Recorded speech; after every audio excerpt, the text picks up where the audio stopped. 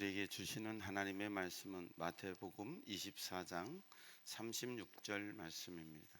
하나님의 말씀을 우리 한 목소리로 읽겠습니다. 시작. 그러나 그 날과 그때 우리 다 같이 하나님의 부르심이라는 찬양 함께 찬양하겠습니다.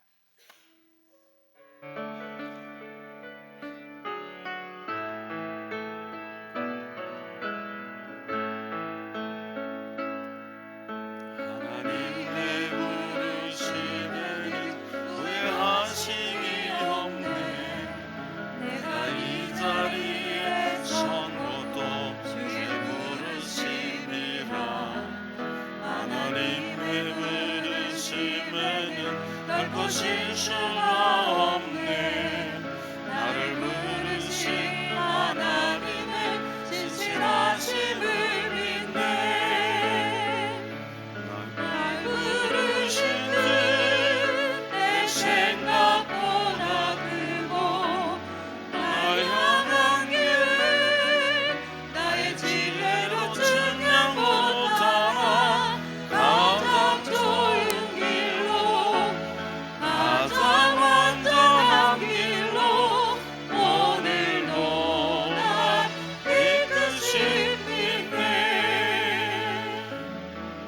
작은 나를 부르신 뜻을 나는 알 수 없지만 오직 감사와 순종으로 주의 길을 가리라.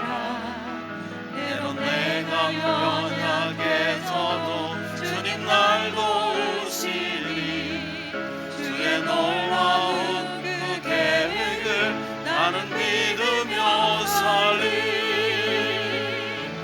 날 부르신 듯 내 생각보다 크고 날 향한 길 나의 지혜로 증명 못하나 가장 좋은 길로 가장 완전한 길로 오늘도 날 이끄신 믿네.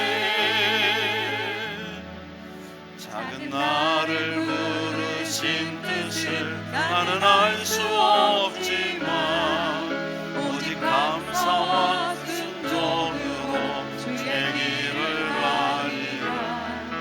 때론 내가 연약해져도 주님 날 도우시니 주의 놀라운 그 계획을 나는 믿으며 살리.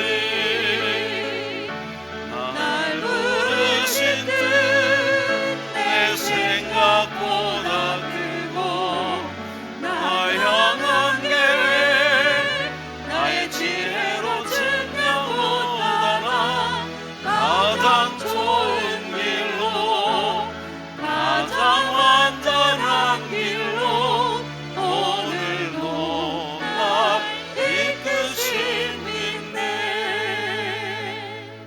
아버지한테 그 예배 시간에 안고 놀다가 혼났어요. 근데 그렇게 이뻤어요. 아신이를 이렇게 제가 많이 안아주고 그렇게 컸거든요. 제가 안아줄 때 제 옷에 막 이제 오줌도 싸고 똥도 싸고 그랬는데도 그렇게 이뻤어요. 그런데 그 부인 집사님이 교회 반주를 하면서 그렇게 신앙생활 잘하고 믿음으로 살았어요. 근데 그때 우리나라에 그 장로님만 가신 게 아니고 참 많은 분들이 중동에 갔어요. 그리고 매달 달러를 보내줬죠. 그 장로님 돌아와서 부인이 잘 적금하고 그래서 땅도 사고 논도 사고 집도 사고 그래가지고 집도 새롭게 아주 예쁘게 그 옆에 요천이라고 하는 강에서 돌 주워다가 자연 돌들을 밖에다가 인테리어로 붙여가지고 집도 예쁘게 지고 지금 가보면 시골에서 그만큼 참 멋지게 집 지어놓은데도 없을 정도로 잘 지어놨어요. 왜 그럴 수 있었느냐? 그 집사님이 남편 오는 것을 기다리고 남편이 보내주는 거 잘 적금하고 모아서 그렇게 할 수 있었어요. 그런데 그 시대에 가정 깨진 집안들 참 많이 있습니다. 가정 깨진 집안들 많이 있어요. 왜 깨졌을까요? 한 가지죠. 남편이 다시 여보, 내가 가서 1년 고생해 올게. 여보, 1년만 기다려.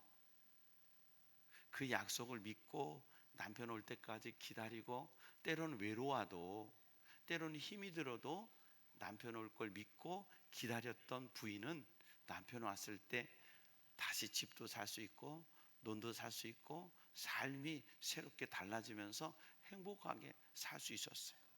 그런데 외로움을 못 견딘 부인들 바람났어요. 돌아오니 자기가 죽어라고 돈 벌어서 보냈는데 돈은 없는 거예요. 나중에 보니 부인이 바람난 거예요. 한 가지 여기서 궁금한 거, 정말 주님이 모르셨을까? 아들도 모른다고 주님이 말씀하시잖아요. 근데 정말 주님이 모르셨을까? 여러분, 모르셨다고 생각됩니까? 문자적으로 보면 모르셨다라고 해야 되는 거죠. 문자적으로 보면 이걸 문자주의라고 하거든요. 문자적으로 본다면. 그런데 더 깊게 생각해 본다면 이것은 주님께서 그 날의 모든 것은 아버지의 권위로 남겨두신 거예요. 하나님 아버지의 마음이니까 그 날은 아버지께서 결정하시고 아버지께서 행할 것이지 내가 안다고 내가 먼저 말하는 게 중요하지 않다는 거예요. 그러시면서 주님이 제자들에게 말씀을 해주시는 거예요. 우리는 대림절을 기다리는데 주님이 다시 오시는 걸 기다리는데 바로 그날이 하나님의 날로 내가 맞이할 수 있을 것인지, 나의 그날, 내 개인의 삶이 끝나는 나의 그날로서 주님을 맞이할 수 있을런지 우리는 아무도 알 수가 없습니다. 저는 지난 주간 모처럼 이렇게 장례식을 치르고 산에까지 가서 마지막 하관하는 것까지 참석해보고 이 하관 예배를 드리면서 고인이 살아오셨던 생애를 사진으로 자녀들이 만들었더라고요. 그래서 사진으로 동영상으로 해서 그 어려서부터 쭉 해서 이분이 장로님이신데 자기 땅을 교회에다가 기증하셔서 그곳에 예배당이 세워진 거예요. 그리고 예배당이 지어지는 과정, 그리고 그 교회 담임 목사님이 저의 친구예요. 그런데 그런 과정들, 그리고 마지막 투병하시고 돌아가시기 얼마 전에 아버지요, 엄마 사랑해, 응? 사랑하지, 이제 그러시더라고요. 근데 아드님의 간증에 들어보면 어머니 돌아가신 지가 한 30년 되셨고 아버지는 어머니를 사랑한다고 하셨는데 많은 할머니들 눈물을 흘리게 하셨다고 하더라고요. 네. 그런데 사랑했어 이런 그 영상, 그리고 딱 이제 끝나고 화장하고 그 유골함 가지고 같이 예배드리면서 인생이 뭔가. 지난 주간에 우리나라 남성이 암이 걸리지 않고 건강하게 살았을 때 평균 수명이 84세래요. 죄송해요. 저는 여자가 아니어서, 여자는 남자보다 더 산데 정확히 몇 살인지는 기억 못 하겠어요. 내가 관심 있는 건 남자였으니까. 84세래요. 그럼 내가 살 날이 몇 년 남았을까? 그렇게 오래 안 남았어요. 여러분은 몇 년 남으셨어요? 그렇게 많게 안 남았을 거예요. 평균 연령 못 속이더라고요. 84세 되니까요, 짱짱했던 어르신들도 탁 꺾어지시더니 돌아가시더라고요. 84년 정도 사는 인생을 어떻게 살아야 될 것인가, 또 우리의 남은 여생을 어떻게 준비하며 살아야 될 것인가, 오늘 주님은 우리에게 말씀해 주시는데요. 첫째로요, 5절 말씀에 보면 많은 사람이 내 이름으로 와서 이르되 나는 그리스도라 하여 많은 사람을 미혹하리라. 그럼 지금 우리나라처럼 미혹의 영이 많은 데가 없어요.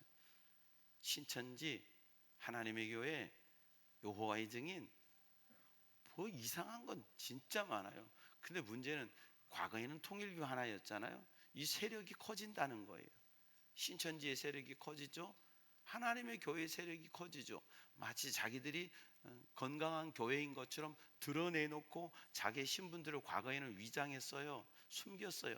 지금은 드러내놓고 신천지 포교를 하고 하나님의 교회 포교를 합니다. 그리고 마치 자기들이 진리인 것처럼 이야기합니다. 교회 안에 숨어서 들어와서 교회를 이간질시키고 교회를 분열시키고 결국은 교회를 장악하는 수법까지 써먹습니다. 많은 사람이 내 이름으로 온다. 내가 메시아고 내가 그리스도다. 과거에는 전도관의 박태선, 동방의 감람나무라에서 자기를 메시아라고 했던 그 사람이 있었는데 지금은 더 많은 이단들이 우리에게 판치고 있습니다. 왜요? 주님 말씀하셨잖아요. 많은 사람이 내 이름으로 와서 나는 그리스도라 하여 많은 사람을 미혹하리라. 미혹되지 말라고 하시는 주님 바라보며 믿음으로 견디는 저와 여러분 될 수 있기를 바랍니다. 23절 첫 번째와 비슷한데 그때 사람이 너에게 말하되 보라 그리스도가 여기 있다 혹은 저기 있다 하여도 믿지 말라. 여기 좋아, 여기 대단해, 이 사람 자꾸 그런 쪽에 쏠리지 말라는 거예요. 아, 여기 가면 뭐 말씀이 좋아, 여기 가면 뭐 도대체 좋아서 뭐 할 건데, 말씀은 좋아도 나는 안 좋잖아. 내 심정이 안 좋잖아. 그러면 아무리 좋아도 문제가 그 해결이 안 돼요. 내 심령이 옥토가 돼야 되는 거예요. 믿습니까? 똑같은데도 내가요 가시밭 같아서 내가 칵칵 찔러. 모든 것이 불편해. 내가 자갈밭 같아. 내 마음이 굳은 마음이야. 부드러워지지 않아서 무슨 말씀의 역사가 일어나. 그런데 내가 옥토일 때 그 속에 말씀의 역사는 30배, 60배, 100배. 반드시 여러분의 옥토의 심령이 됐을 때 하나님은 여러분 30배, 60배, 100배의 역사를 허락하십니다. 여러분의 심령이 옥토의 심령 되기를 축복합니다. 여기 있다 저기 있다 끌려가지 말라는 거예요. 오직 주님께. 우리의 마음은 항상 주님께 주만 바라볼지라. 내게로부터 눈을 들어 주님을 바라볼 때 우린 찬양 좋아하잖아요. 너무 좋잖아요. 근데 찬양만 부르지 주님은 안 봐요. 내게로부터 눈을 들어 이렇게 우리가 영적인 상태를 말하자면 우리가 내게로부터 눈을 들어 찬양을 부르는데 우리의 영혼이 어떻게 하냐면 내게로부터 눈을 들어 주를 보기 시작할 때 이러고 있다고. 무슨 의미인지 아시겠죠? 내게로부터 눈을 들어 주를 보기 시작할 때. 그래서 십자가, 저는 우리 예배당에 오면 십자가 보는 게 너무 좋아요. 이 십자가를 바라보는 게 너무 좋아요. 전 예배당 이 예배에 딱 앉아 있으면 십자가를 참 많이 바라봐요.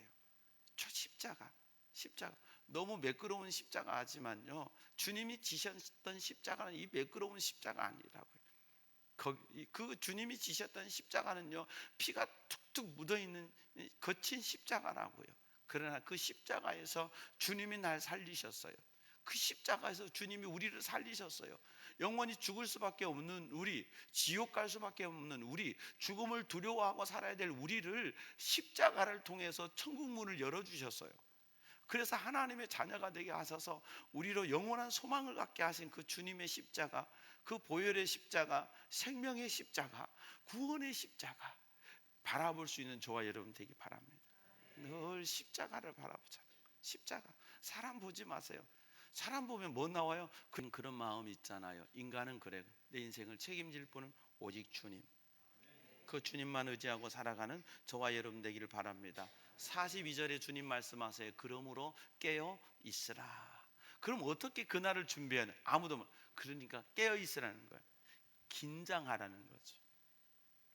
신앙생활은 긴장. 여러분 여기서 긴장을 놔버리면요 벌써 긴장을 놔버리면 저를 쳐다보지도 않고 졸고 딴 생각하고 긴장을 놔버리는 순간 여러분 습관대로 여러분의 성품대로 하고 싶은 대로 해버려요. 근데 하나님 앞에 긴장을 놓지 않으면요 예배 속에 이 예배가 하나님께 드리는 예배다, 하나님 앞에 드리는 예배라 할 때요 우리가 긴장하지 않을 수가 없어요.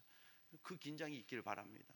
여러분의 삶의 자리에도요 매일매일 살아갈 때 그냥 내가 예배당이 아닌 내 삶의 영역에서 살아갈 때에도 그 긴장을 놓고 살아갈 때 그리스도의 향기를 나타낼 수 있는 거예요.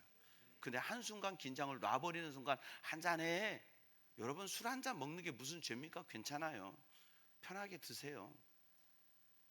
놀래지도 않아. 이제는 이미 먹고 있어요? 술 한 잔 먹는 게 뭔 죄겠습니까? 술 한 잔 먹는 게 무슨, 요즘엔 술 한 잔 먹는다고 취하시나? 전 모르겠어요. 한 잔에 취하나? 한 잔에 취한 분은 반 잔만 드세요. 술 한 잔 먹어서 죄입니까? 죄 아니에요. 저는 그렇게 생각해요. 지난주에도 술 드실 분들 자유하시라. 술 먹은 분들 죄 아니에요. 근데 술이 죄로 들어가는 통로가 되는 거예요. 아니 저녁에 내가 몸이 안 좋아서 약주로 건강을 위해서 한 잔 먹고 잤다. 죄입니까? 그거 죄 아니죠. 그러니까 우리가 이제 성경을 아시는 분들, 사도 바울이 디모데에게 네가 네 건강을 위해서 포도주를 먹으라 그랬다니 먹으라고 그랬다고 또 그런 말씀은 잘 알아. 그게 아니잖아요. 술은 죄로 들어가는 통로가, 진짜 술을 좋아하는 분은요 취하지 않아요. 알딸딸할 정도만 먹고요 그냥 안주빨 먹으면서 떠드는 거예요. 왜? 술 기운 아니면 못 떠드니까. 근데 못 먹는 사람이 떡이 돼가지고 전봇대가 튀어나오는 거지. 진짜 먹는 사람은요 술에 떡 안 돼요. 그냥 알딸딸, 그게 좋아서 먹는 거예요. 그러면 알딸딸하게만 먹이면 돼. 왜 원수마귀 또 오늘 사탄이 역사하네, 술 먹네 그러지 말고 드시옵소서 하고 줘요. 적당히. 술 안 먹는다고 거룩한 거요? 온갖 더러운 것들이 이 속에서 나온다고 그랬잖아요. 아니 담배 좀 피우면 어때요? 이제 큰일 났네. 이제 술 담배를 하는 교회 되게 생겼네. 이제 남성 교회 모여가지고 우리 한 대씩 먼저 피우고 난 다음에, 러시아의 어떤 군인이 죽기 전에 그 드론을 보면서 마지막 소원 담배 한 대 피고, 담배 피고 나서 폭탄 맞아 죽었잖아요.